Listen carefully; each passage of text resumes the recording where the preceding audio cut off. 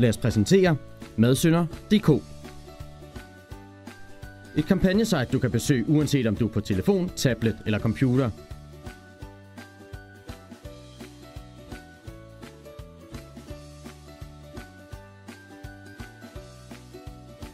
Her kan du få aflad fra din dårlige samvittighed, eller lad dig underholde af andres. Som Jonas, han drikker aldrig bundshatten af sin øl.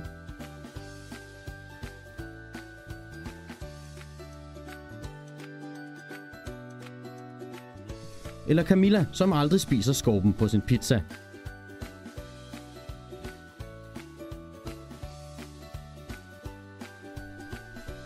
For ikke at tale om Mikkel, som altid fylder mere på sin tallerken i kantinen, end han overhovedet kan spise. Når du har nikket genkendende til et par af de obskure bekendtgørelser, bliver du mødt af den mere seriøse side af sagen. Kernen i konceptet: donationerne.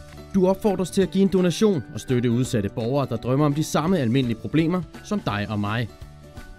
Du er selvfølgelig velkommen til at prale med din donation og score lidt goodwill i vennekredsen. På sitet kan du more dig over de bedst bedømte madsynder og dele dem med dine venner. Du kan naturligvis også indsende din egen og se om andre deler samme problemer som dig. Den digitale kampagne vil øge kendskabsgraden til Fødevarebanken, sætte fokus på madfattigdom og i sidste ende få den besøgende til at støtte udsatte borgere, der drømmer om de samme problemer som dig og mig.